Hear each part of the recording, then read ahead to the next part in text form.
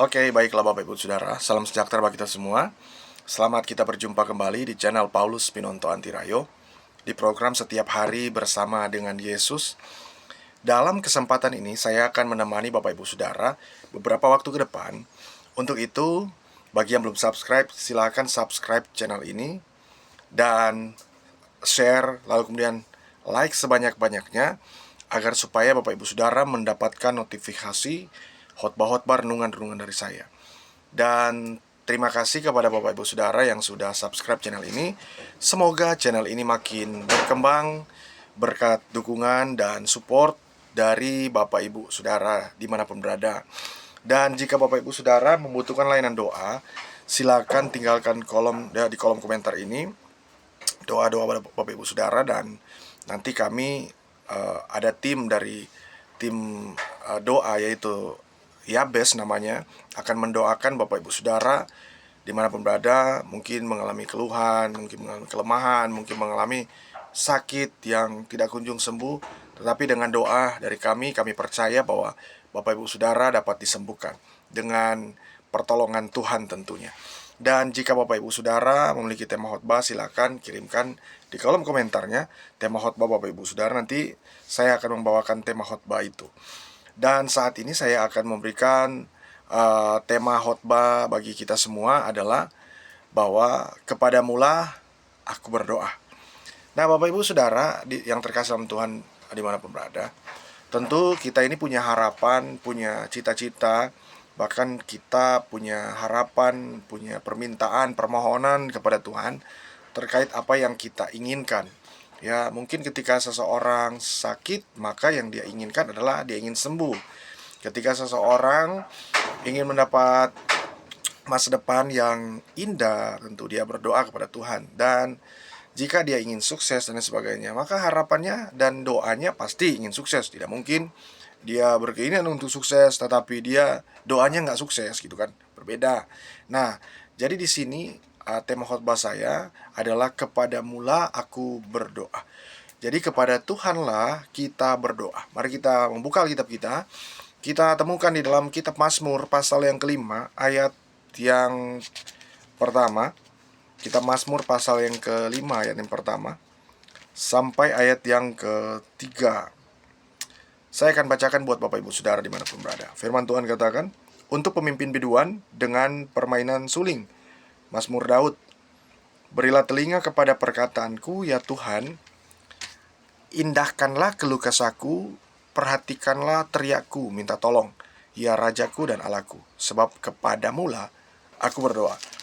Bapak Ibu tahu bahwa kitab Mazmur ditulis oleh beberapa penulis, tetapi di sini penulis kita tahu bersama bahwa yang dimaksudkan saya adalah Daud, bahwa Daud sedang menulis kata-kata pada waktu itu. Kenapa saya bilang Daud? Karena memang ini tercatat Mazmur Daud. Ada juga Bani Asaf, ada juga bani-bani yang lain, ada juga penulis-penulis yang lain. Tetapi di sini saya ingin mengatakan bahwa kita tahu bersama bahwa Daud itu orangnya begitu rendah hati, tetapi dia juga orang yang tidak meremehkan dirinya sendiri, gitu.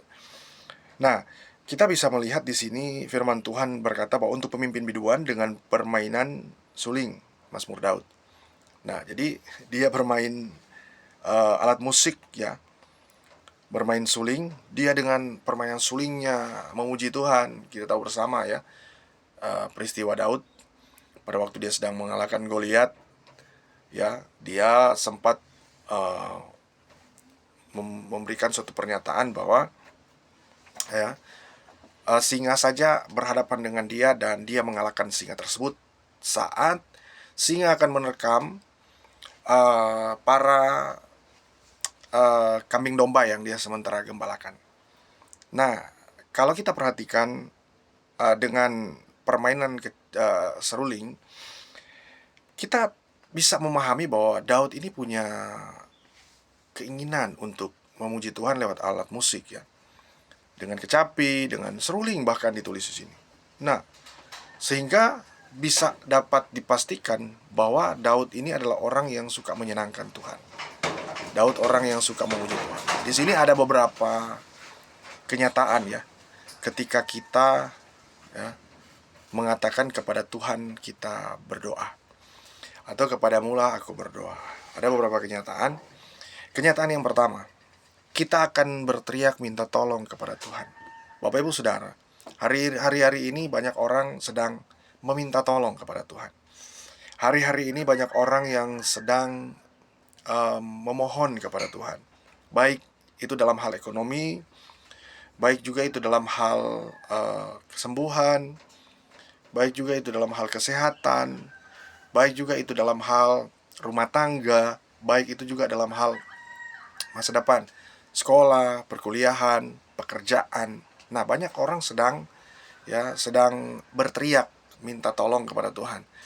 Tetapi setiap orang punya cara tersendiri untuk berteriak. Ada yang silent, ada yang sedang di-keep, ada yang sedang dia bahasa body language-nya dia nggak memperlihatkan secara verbal, tetapi secara non verbal dia memperlihatkan bahwa dia sedang berteriak kepada Tuhan minta tolong.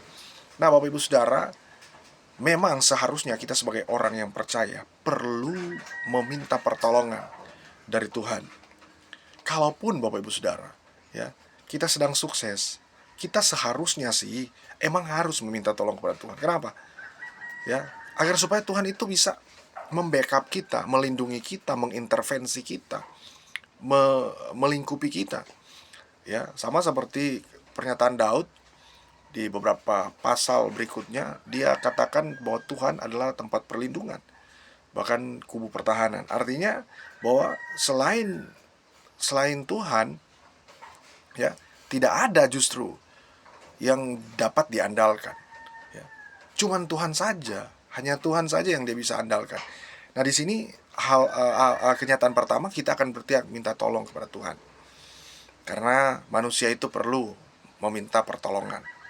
Kepada manusia saja kita minta tolong, apalagi kepada Tuhan. Dan kenapa tidak kepada Tuhan? Artinya itu adalah prioritas bagi kita. Kemudian kenyataan yang kedua, agar kemudian kenyataan ketika kepada Tuhan kita berdoa, kenyataan kedua adalah kita akan mempercayai bahwa Tuhan adalah Raja yang memimpin kita.